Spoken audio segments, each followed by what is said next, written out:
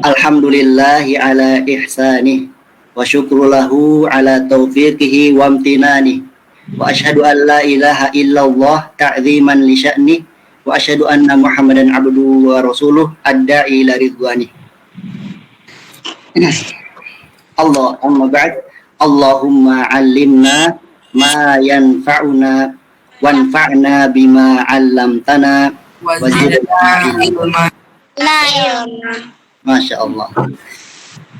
Kaifa halukum? Gimana kabarnya adik-adik semua? Alhamdulillah bi khairin. Alhamdulillah bi khair. Ada yang keikhlas, ada yang soleh dan soleha yang keikhlas cintai karena Allah Subhanahu wa taala. Insyaallah pada kesempatan sore hari ini Keikhlas akan membawakan nasihat atau sebuah muhadarah singkat ya, dengan tema apa tadi temanya? Kisah hamba yang soleh Luqman. Kisah yang soleh Luqman. Nah, kisah hamba yang soleh Luqman.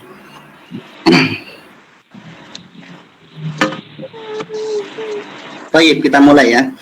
Ada yang soleh dan soleha yang Keikhlas cintai karena Allah Subhanahu wa taala. Luqman nama aslinya adalah Luqman bin Unaqa bin Sadun. Luqman bin Unaqa bin Sadun. Siapa nama aslinya? Coba diulang. Luqman bin Unaqa bin Sadun. Ya, bagus, Masya Allah. Keikhlas minta perhatiannya ya. Kalau bisa, kalau ada yang penting dicatat aja. Insya Allah nanti di akhir muhadarah Keikhlas akan tanya sebagaimana yang Keikhlas sampaikan. Nanti ada 2 hadiah. Jadi ada 2 pertanyaan, yang bisa jawab dapat hadiah insya Allah. Luqman bin Unaqa bin Sadun, beliau adalah seorang hamba yang soleh yang hidup di zaman Nabi Dawud alaihi salam. Luqman hidup di zaman Nabi Dawud alaihi salam sebagaimana hadis dari Anas bin Malik radhiyallahu anhu. Luqman Al-Hakim dinamakan Al-Hakim karena beliau mempunyai nasihat-nasihat yang bijak. Al-Hakim, bijak. Aslinya namanya Luqman saja. Luqman adalah seorang hamba yang soleh yang berkulit hitam. Berkulit hitam, namun dia mulia di sisi Allah Subhanahu wa taala. Bahkan namanya tercantum di dalam surat, yaitu surat apa? Surat Luqman. Dan tentang Luqman ada juga di dalam surat Luqman dari ayat 12 sampai ayat 29 khususnya. Sampai ayat 19. Nah, Luqman adalah seorang yang berkulit hitam.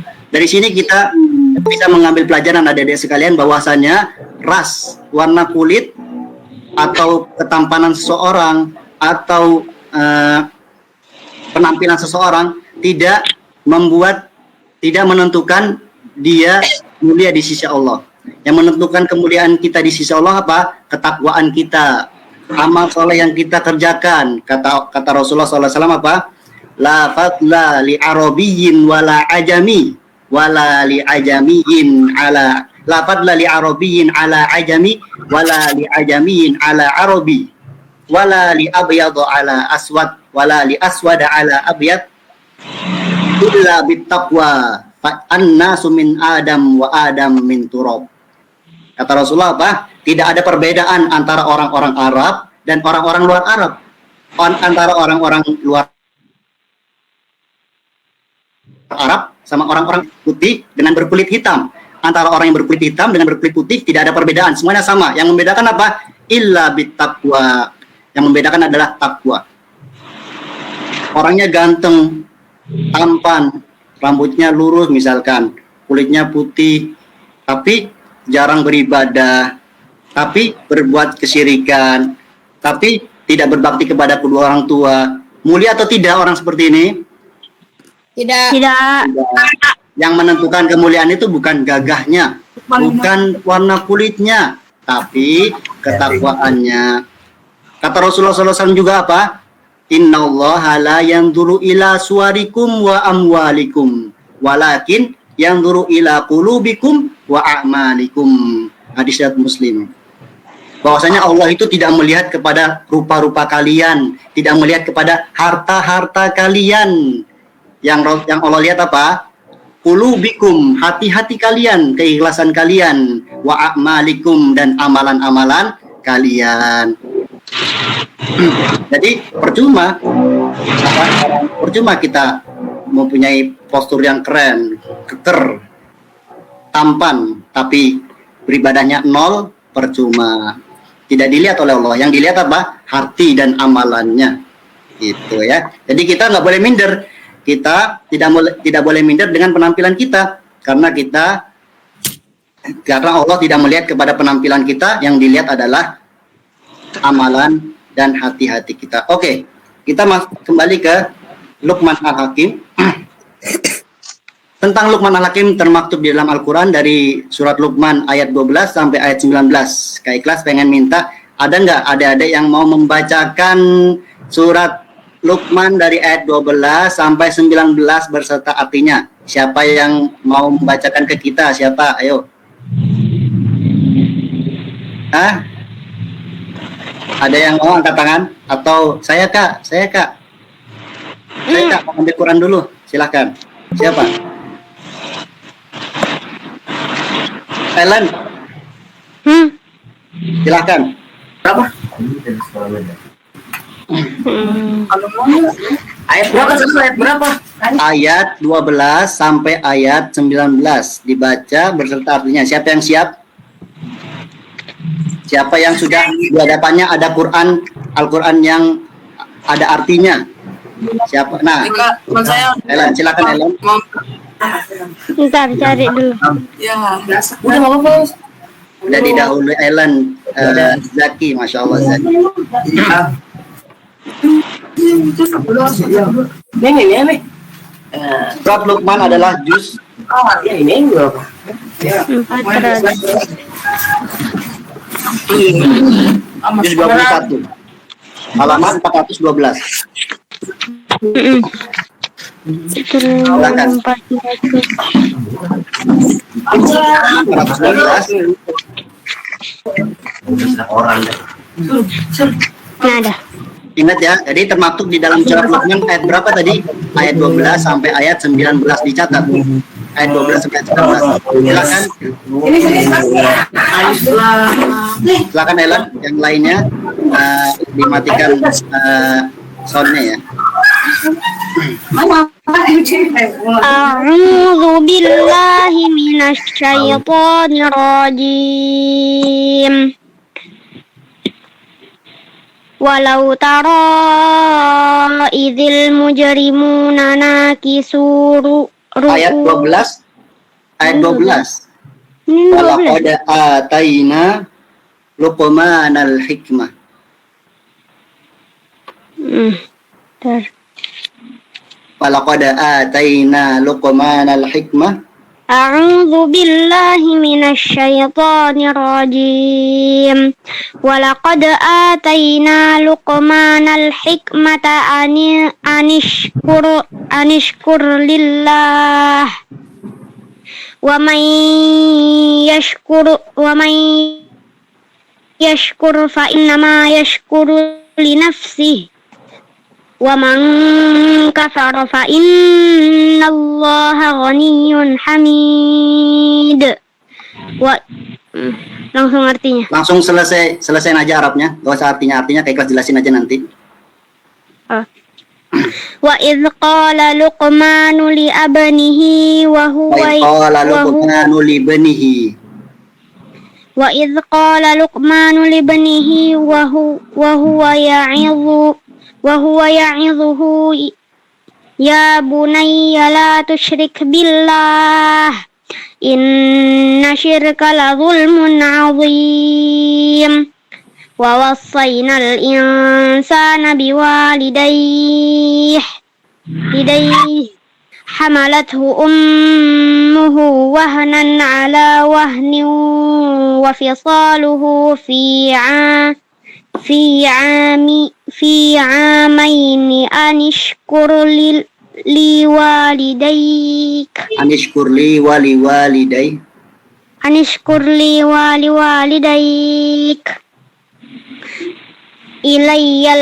إلي المصير. Cukup sampai situ dulu aja. Barakallahu fiik ya Ellen. Wafika barakallah. Masya Allah. Oke, adik-adik sekalian yang kayak kelas cintai karena Allah Subhanahu Wa Taala. Pada surat Luqman di sini termaktub pada surat Luqman dari ayat 12 sampai ayat 19, tapi tadi Ananda Ellen bacakan sampai ayat 14 dulu ya. Allah Ta'ala berfirman di dalam surat Luqman, وَلَقَدْ آتَيْنَا لُقْمَانَ الْحِكْمَةِ أَنِشْكُرْ لِلَّهِ وَمَنْ يَشْكُرْ فَإِنَّمَا يَشْكُرُ لِنَفْسِهِ وَمَنْ كَفَرَ فَإِنَّ اللَّهَ غَنِيٌّ حَمِيدٌ. وَلَقَدْ آتَيْنَا لُقْمَانَ الْحِكْمَةِ, sungguh kami Allah telah memberikan kepada Luqman hikmah, yaitu nasihat yang bijak. Allah telah memberikan kepada Luqman nasihat yang bijak. Anishkur lillah, yaitu diantaranya apa? Anishkur lillah, bersyukurlah kepada Allah. Wa may yashkur fa innama yashkur nafsih, barang siapa yang bersyukur kepada Allah, sungguhnya dia telah bersyukur kepada dirinya sendiri. Wa man kafara fa innallaha ghaniyyun hamid, barang siapa yang kufur, tidak mau bersyukur, maka sungguhnya Allah Maha Kaya, Maha Bijaksana. Jadi di situ hikmah yang pertama yang diberikan, yang Allah berikan kepada Luqman, yaitu anishkur lillah, bersyukurlah kepada Allah. Wa may yashkur fa inna ma yashkur nafsi, barang siapa yang bersyukur maka dia sesungguhnya telah bersyukur kepada diri sendiri. Maksudnya bersyukur itu tidak hanya dengan lisan, bersyukur juga melalui perbuatan, melakukan ketaatan. Mensyukurinya dengan melakukan ketaatan kepada Allah Subhanahu Wa Taala, beribadah, sholat dan lain sebagainya. Itu adalah bentuk bersyukur. Nah, lantas ketika kita bersyukur melakukan ibadah dan lain sebagainya, apakah semata-mata untuk Allah ibadah tersebut? Tidak, karena Allah tidak butuh. Allah mulia. Allah mulia. Jadi itu kembali kepada diri kita sendiri. Wa may yashkur fa inna ma yashkur nafsi. Maka kembali ke dirinya sendiri. Jadi kita melakukan ibadah, nanti kebaikannya kembali kepada kita, gitu. Kemudian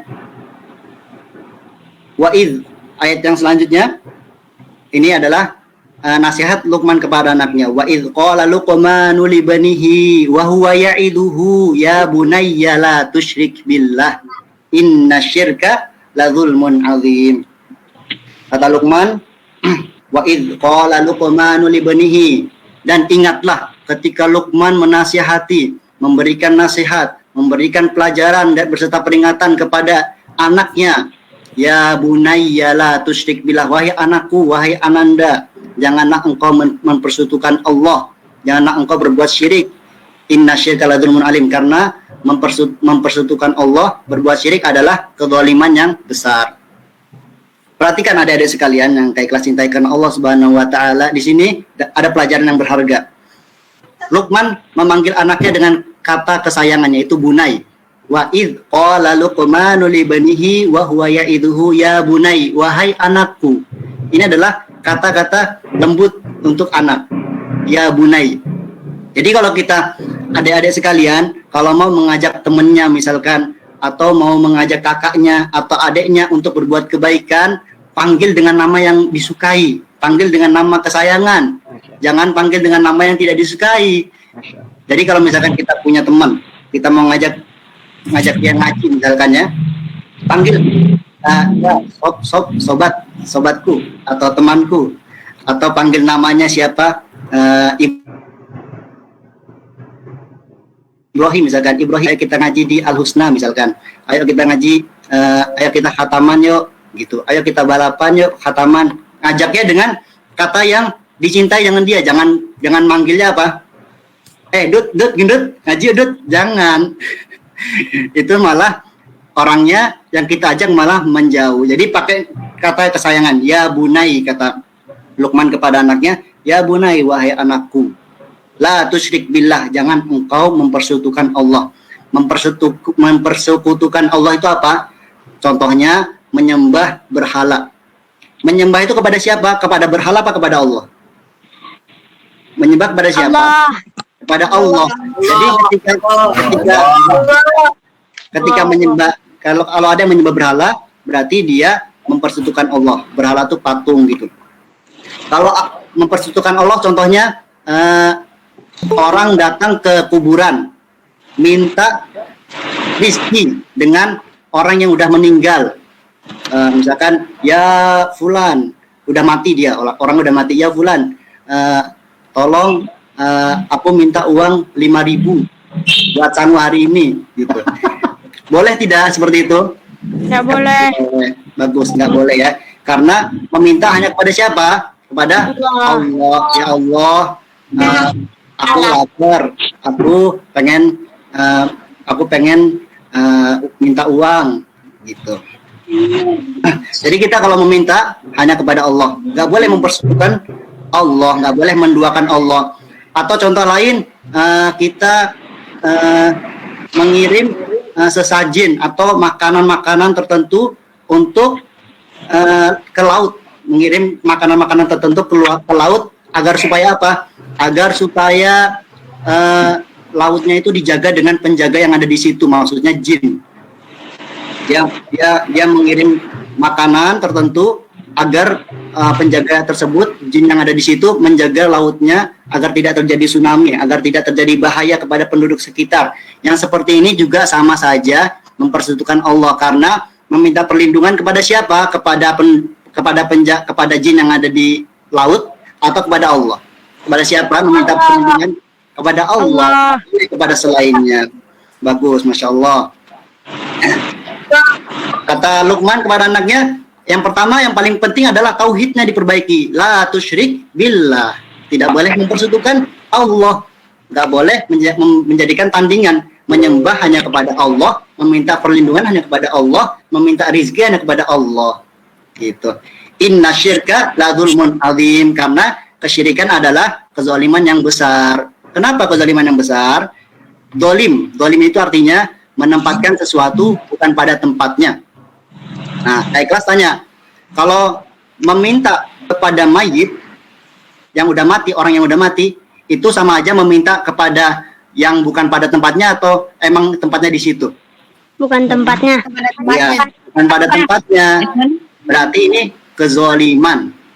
kezaliman. Karena meminta bukan pada tempatnya, bukan pada mayit meminta, tapi kepada Allah, meminta kepada Allah.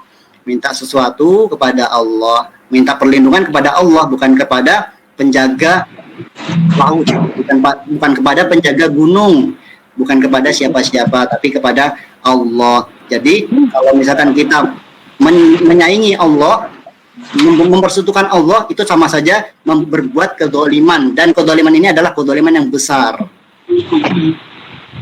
Itu nasihat yang pertama, dicatat ya. Nasihat yang pertama adalah la tusyrik billah, jangan engkau mempersekutukan Allah. Nasihat Luqman kepada anak yang pertama tadi apa? La tusyrik billah. Ya. Kemudian ayat selanjutnya, wa wassaynal insana biwalidayhi, dan kami perintahkan, Allah telah merintahkan kepada manusia agar berbuat baik kepada kedua orang tua. Jadi kita sebagai manusia diperintahkan untuk apa? Berbuat baik, berbakti kepada kedua orang tua. Misalkan, Zaki, tolong belikan bawang. Bentar Bu, nanggung nih, masih gamenya belum selesai. Nah, ini boleh atau tidak seperti ini? Nggak boleh. Nggak boleh. Misalkan Dafa, belikan cabai, siap. Langsung ditaruh HP-nya, langsung pergi gitu. Atau Danis, tolong bersihkan piringnya, siap Bu, laksanakan gitu. Anak yang soleh itu seperti itu. Jadi kalau disuruh langsung gerak gitu. Berbakti kepada Allah, karena Allah memerintahkan kepada kita apa? Biwalidayhi ihsana. Wa wasainal insana biwalidayhi. Kemudian di sini kita dikasih tahu sama Allah bahwasanya perjuangan ibu ketika melahirkan kita tuh sangat-sangat menguras tenaga, lelah. capek. Hamalathu ummuhu wahnan ala wah. Jadi ibu ketika mengandung kita dalam keadaan lemah dan bertambah lemah. 1 bulan masih kuat, kemudian 2 bulan lebih lemah lagi, 3 bulan lebih besar lagi mengandungnya, perutnya tambah besar, tambah lemah, hamil tua, 8 bulan besar, nggak bisa tidur, nyeri, sakit. Itu perjuangan seorang ibu. Belum lagi nanti ketika melahirkan, sakit sekali. Melahirkan, menjerit, sakit. Sangat sakit. Terus, belum lagi, terus, wafisalu fi amain. Terus ketika sudah lahir, apa yang dilakukan seorang ibu? Menyusui anaknya 2 tahun. Itu susunya disedot, itu menguras, malah itu membuat lemah seorang ibu. Belum lagi kalau kita bangun di malam hari, ibu nggak bisa tidur, memperjuangkan anaknya, nanti takutnya bangun teriak-teriak. Belum lagi kalau membersihkan kotoran kita, gitu. Kalau buang air, ibu yang membersihkan. Perjuangan seorang ibu sangatlah berat, ya. Lantas kita berdurhaka sama dia, nggak pantas. Jadi kalau misalkan ibu menyuruh kita, langsung siap, gitu. Nah, tolong bersihkan lantainya, siap, laksanakan, gitu. Jadi karena perjuangan ibu itu sangatlah berat.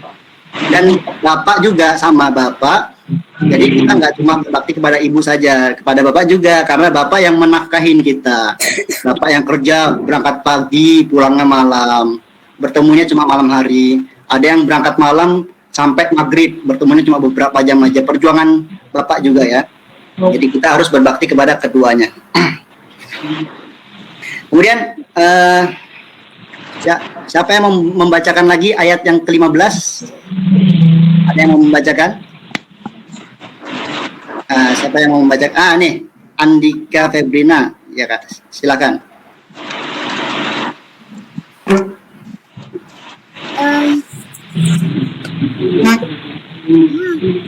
Silakan. Yang ke-15. Ya, 15. Wa in jahadaka. A'udzu billahi minasyaitonir rajim. Bismillahirrahmanirrahim. Wa in jahadaka ala an tusyrika bima laysa laka bihi ilmun fa la tuti'huma wa sahibhuma fid dunya ma'rufa wattabi' sabila man anaba ilayya thumma ilayya marji'ukum fa unabbi'ukum bima kuntum ta'malun. Ya, namanya siapa ini, Dek? Namanya siapa? Fatimah Zuhra. Fatimah. Oh, barakallahu fiik Fatimah. Ayat ke-15, wa in jahadaka. Ini ayat yang ke-15 adalah nasihat yang kedua. Tadi nasihat yang pertama apa? La tusyrik billah. Nasihat yang kedua ini dicatat. Nasihat kedua Luqman kepada anaknya apa? Ini. Wa in bukan, ini bukan nasihat yang kedua, ini dari Allah.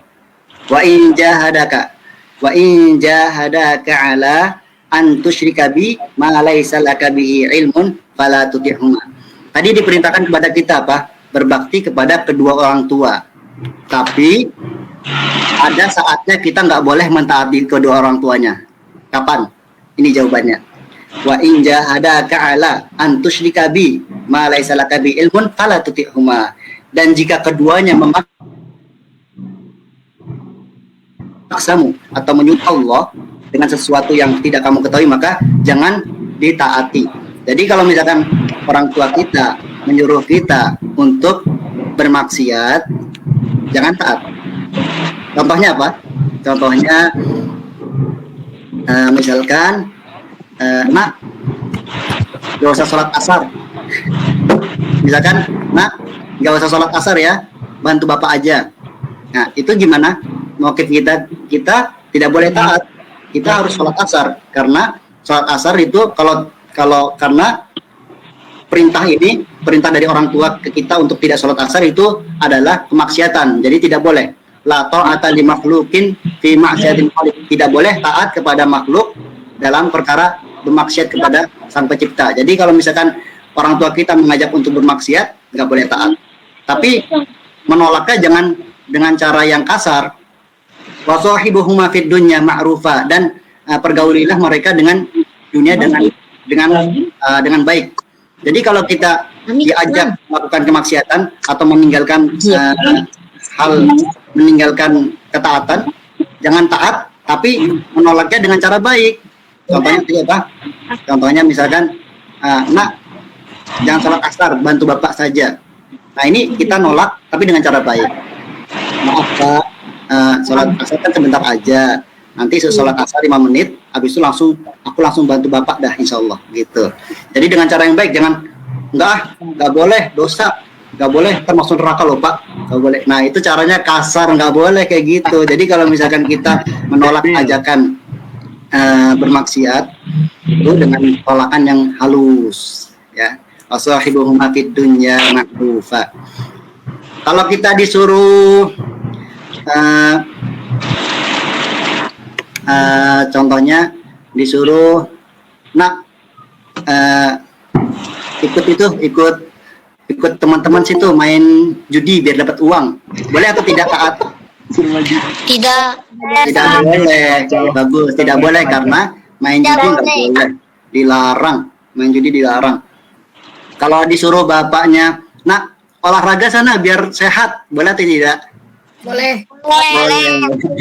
Boleh, karena bukan maksiat, malah bagus olahraga biar sehat. Orang muslim itu harus kuat. Al mu'minun qawi ahabbu ilallah minal mu'min dhaif. Orang muslim yang kuat itu lebih dicintai oleh Allah daripada orang yang lemah. Jadi kita harus olahraga. Oke. Wattabi sabila man anaba ilai, dan ikutilah jalan orang yang kembali kepada Allah. Jadi kalau kita harus mencari teman yang soleh gitu. Kalau kita punya teman, dia rajin beribadah, rajin berpuasa, rajin mengaji, kita deketin, kita temenin, sahabat sama dia jadinya. Biar apa? Biar nular, kita jadi rajin juga kalau ketemu orang yang soleh gitu. Tapi sabila man anaba ilai, dan ikutilah jalan orang yang kembali kepadaku. Jadi kalian harus mencari teman yang soleh atau solehah. Tidak ada. Tsumma ilayya marji'ukum fa unabbi'ukum bima kuntum ta'malun. Kemudian hanya kepadaku tempat kembalimu, maka akan aku beritahukan kepadamu apa yang telah kamu kerjakan. Jadi kita akan dikembalikan kepada Allah, dan segala perbuatan yang kita lakukan akan dipertanyakan. Kemudian ini nasihat yang kedua. Nasihat yang kedua dari Luqman kepada anaknya, ayat 16. Siapa yang mau membacakan? Ada yang mau membacakan? Zaki tadi mau membacakan, silakan.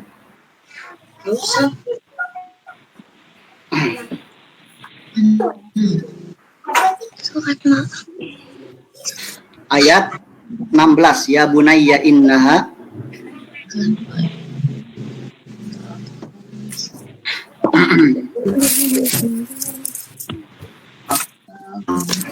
segera.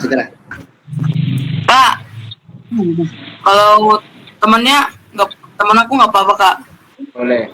Ya silakan. Segera ya. Ayo. Udah. Kameranya gitu sih. Enggak, aku diikut.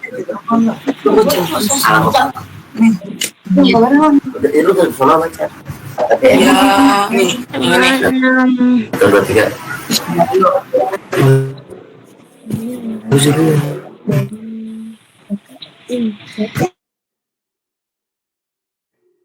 Ya. Bismillahirrahmanirrahim. Ya bunayya in taku misqala habbatin min khardalin fatakun fi fi samawati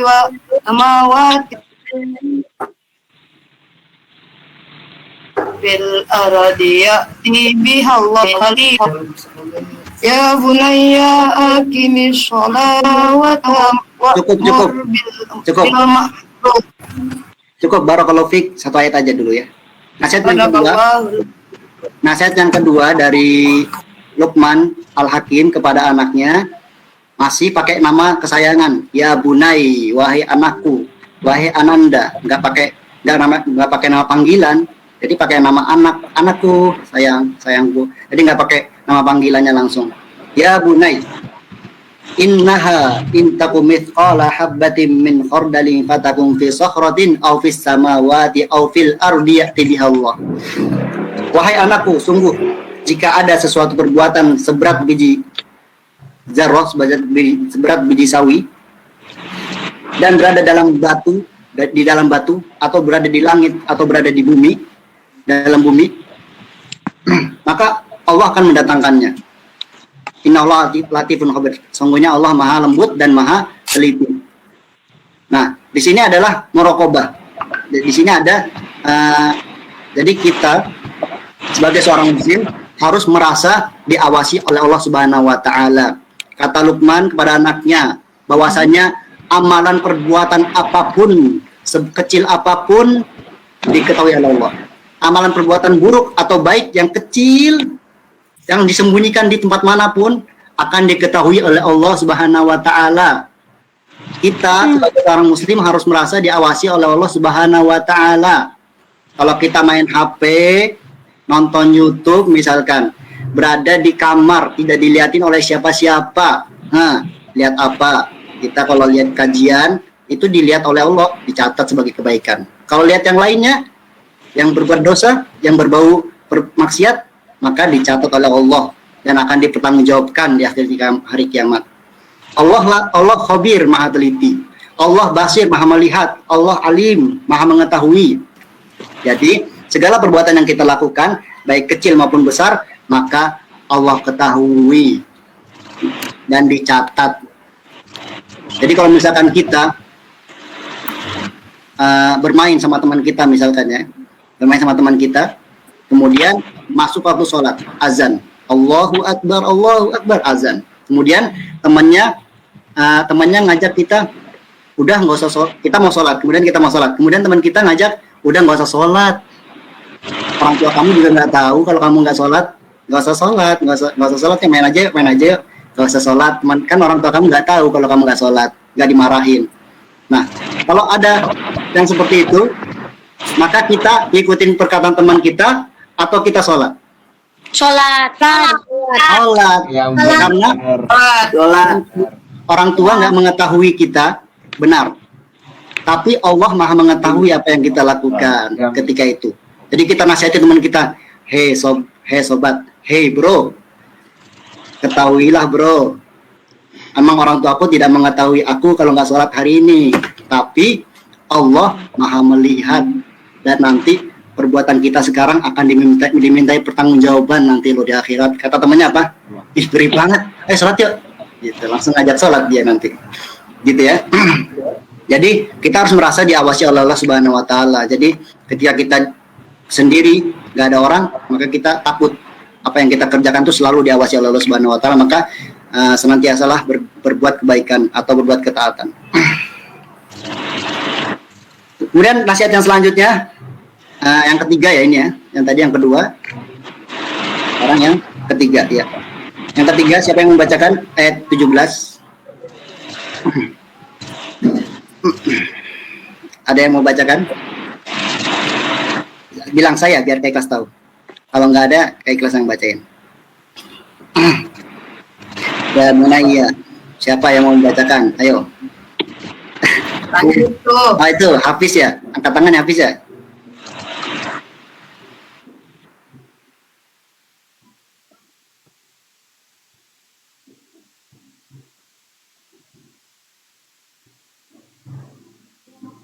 Ya, tadi yang pertama kan Allah, yang kedua apa? Merasa diawasi oleh Allah Subhanahu wa taala. Yang kedua. Yang ketiga apa? Yang ketiga adalah ya bunayya aqimis shalah wa'mur bil ma'ruf wanha 'anil munkar wasbir 'ala ma asabak. Inna dzalika min azbil umur. Ya bunai, masih pakai masih pakai nama panggilan kesayangan, ya bunai, wahai anakku, wahai sayangku, wahai Ananda. Aqimis sholah, dirikanlah sholah, laksanakan sholah, laksanakan sholah, dirikanlah sholah. Kenapa sholat ini penting? Sholat ini rukun Islam yang berapa? 2. 2 setelah syahadat. Ketika kita udah syahadat, ketika kita udah Islam, maka kita harus mengerjakan kewajiban yang kedua, yaitu sholat. Sholat ini sangat penting. Sholat adalah tiang agama. Kalau sholatnya kita tinggalkan, berarti agama kita rubuh, nggak ada tiangnya, ya kan? Dirikanlah sholat. Sholat ini sangat penting. Kata Rasulullah SAW apa? Awalu ma yuhasabu bil abdi yaumal qiyamah hiya sholat. Yang pertama kali dihisab di hari kiamat apa? Sholat. Jadi sholat ini jangan diremehkan adik-adik sekalian. Makanya Luqman memberikan nasihat yang ketiga kepada anaknya apa? Aqimis sholat. Dirikanlah sholat karena sholat ini sangatlah penting. Jadi kemudian setelah sholat dan amalan-amalan yang lainnya dikerjakan. Ketika kita udah melakukan ketaatan, beribadah, udah rajin beribadah, udah melakukan ketaatan, udah melakukan sholat, melakukan ketaatan yang lainnya, maka tugas kita yang kedua adalah apa? Ketika diri kita udah merasa udah melakukan ketaatan dan sebagainya, maka jangan buat diri kita sendiri aja. Jangan buat diri kita sendiri. Kata Luqman apa? Nasihat kepada anaknya, wa'mur bil ma'ruf. Kalau kita udah melakukan ketaatan sendiri, maka ajak teman kita, wa'mur bil ma'ruf. Wa'mur bil ma'ruf maksudnya suruh berbuatlah ma'ruf. Ajaklah orang untuk berbuat ma'ruf. Ajaklah orang untuk berbuat kebaikan. Jadi ketika kita udah melakukan ketaatan, udah mantap, kita ajak teman kita. Temanku, ayo kita ngaji. Temanku, ayo kita sholat ya, udah azan. Nah, kita ngajak teman kita, jangan pelit, jangan buat sendiri aja, ajak juga teman kita. Tapi ingat, ajaknya dengan baik-baik. Jangan, tadi kayak Kelas bilang, harus pakai nama yang paling disukai dengan dia. Jangan pakai nama kasar, jangan pakai nama ejekan, jangan pakai nama, kurus, jangan. Harus pakai nama kesayangan. Sob, bro, sini bro, ayo kita ngaji bro. Besok puasa Senin Kamis yuk. Gitu. Kita ajak teman kita buat melakukan kebaikan. Kalau udah kita ajak melakukan kebaikan, wanha 'anil munkar. Kita harus wanha 'anil munkar. Mencegah kejelekan, mencegah kemudaratan. Kalau kita melihat teman kita melakukan maksiat, kalau kita bisa kita bisa mengasih tahu, kita bisa mencegah, cegah. Ya. Kita lagi jalan sama teman kita, adik-adik jalan sama teman adik-adik, kemudian temannya bilang kayak gini, waduh, di situ di depan rumahnya Pak RT ada mangga, sudah matang mangganya, masya Allah, ambil yuk, ambil yuk mangganya. Kalau adik-adik di posisi itu, kira-kira adik-adik ngikutin teman adik-adik atau gimana? Mencegah. Bilang ketika temannya bilang, ada mangga tuh enak banget, ambil yuk, seger nih siang-siang nih. Kita bilang ke teman kita, hey bro, pakai bro lagi ya, hey bro, itu mangganya Pak RT loh, nggak boleh, izin coba sama Pak RT, insya Allah kalau ngomong baik-baik bakal diizinin kok, gitu. Ngomongnya baik-baik, kita ngomong baik-baik, jangan bilang, nggak boleh loh, haram, nanti dosa, kamu nanti masuk neraka, jahat sekali, nggak boleh, harus pakai cara baik-baik. Temanku, coba kita izin sama Pak RT, insya Allah boleh, pelan-pelan ngomongnya gitu. Gitu ya, jadi kita setelah mengajak kepada kebaikan, kita juga mencegah kemudaratan, mencegah maksiat yang kita lihat gitu. Wanha 'anil munkar, wasbir 'ala ma asabak. Jadi kalau kita misalkan melakukan mengajak kepada kebaikan dan mencegah orang-orang yang berbuat maksiat, biasanya ada penolakan. Ada penolakan, misalkan kayak tadi, misalkan temennya dia suruh coba izin dulu sampai RT. Biasanya temennya mungkin ada yang oh iya ya kita izin. Ada juga yang menolak. Berisik kamu, biarin aja. Dosa-dosaku juga. Nah, kalau ada orang yang kayak gini, apa? Wasbir 'ala ma asabak, sabar atas musibah yang kamu terima. Orang kalau berdakwah itu pasti ada musibah, ada yang benci, ada yang itu kita harus sabar. Ya. Ya, wasbir ala ma sabaq inna dzalika min azmil umur. Sungguhnya yang demikian itu termasuk perkara yang penting. Kemudian nasihat yang berikutnya, nasihat yang keberapa ini? Tadi yang ketiga, sekarang yang keempat. Yang keempat pada surat Luqman ayat 18. Wala tusair khaddaka linnas wala tamshi fil ardi maraha innallaha la yuhibbu kulla mukhtalin fakhur. Wala tusair khaddaka linnas. Janganlah kamu memalingkan wajahmu. Jangan kamu memalingkan wajahmu dari manusia. Dipanggilkan sama temannya. Main yuk. Males ah. Kamu nggak selevel sama aku. Kita malingkan wajah kita. Males. Nggak mau ah. Kamu nggak selevel. Kamu nggak punya sepatu. Kamu rendah. Kamu gimana? Ini namanya sombong. Memalingkan wajahnya. Malas. Disalamin. Assalamualaikum. Waalaikumsalam. Waalaikumsalam sambil apa? Sambil wajahnya dimerengin. Waalaikumsalam. Jadi sama aja dia merendahkan orang. Kata Luqman memberikan nasihat kepada anaknya apa? Wala tusair khodda kali nas, jangan kamu palingkan wajahmu dari manusia. Wala tamshi fil ardi maraha, dan juga jangan jalan dengan angkuh. Jangan jalan di atas muka bumi ini dengan angkuh, dengan merasa bangga gitu. Ya, udah. Jadi jangan bangga jalannya tuh kayak kita pakai baju mahal, kemudian topi, kemudian sepatunya lengkap mahal semua, terus jalannya di atas muka bumi jalannya seperti orang yang kayak orang yang paling kaya di dunia gitu. Jalannya sombong banget. Jalannya kayak gitu. Ini namanya sombong. Nggak boleh. Apalagi kalau orangnya kurus, udah kurus, krempeng, jalannya kayak gitu. Kan lucu. Jadi kita nggak boleh memalingkan wajah kita dari teman-teman kita, nggak boleh sombong juga jalannya. Jalannya biasa aja. Kalau ketemu teman, salam, assalamualaikum, salam, atau doakan dia, barakallahu fiik, gitu, doakan keberkahan. Hafidzakallah, semoga Allah menjagamu. Doakan. Kalau ketemu teman harus humble, harus kayak gitu. Harus nggak boleh sombong, nggak boleh memalingkan wajah ketika ketemu siapa saja. Dan karena sungguhnya Allah tidak menyukai sifat sombong dan membanggakan diri. Allah tidak suka sifat sombong dan membanggakan diri itu. Allah tidak suka. Kalau Allah tidak suka, kita sebagai orang anak yang soleh dan soleha, kita jauhi. Gak boleh kita lakukan. Gak boleh kita pamer. Aku nih punya jam baru nih, dibelikan sama orang tuaku. Harganya murah kok, 1 juta. Masya Allah, 1 juta murah. Itu namanya apa? Sombong. Ya, nggak boleh ya. Oke. Itu tadi nasihat yang berapa? 4 ya? 4. Kemudian yang terakhir yang kelima. Yang kelima, ayat 19. Siapa yang mau bacakan yang terakhir nih? Siapa yang mau bacakan? Dengan suara. Itu angkat tangan. Siapa tuh? Dafa ya? Temannya Dafa. Adiknya, silakan. Ayat 19. Auzubillahi syaitonir rajim. Bismillahirrahmanirrahim. Waqasidu fi masjika wadud min Sautik. Karol aswati la fautul hamir.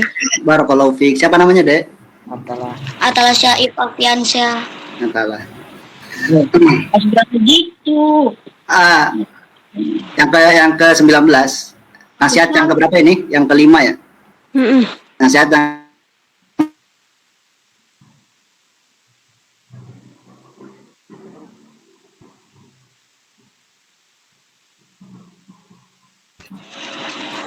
sederhanakanlah dalam berjalan dan lunakkanlah suaramu. Sesungguhnya seburuk-buruk suara ialah suara keledai. Tuh, berarti lawan dari nasihat yang keempat. Jadi kalau nasihat keempat apa? Jangan sombong. Kalau nasihat yang kelima harus sederhana. Wa qasida fi masyika.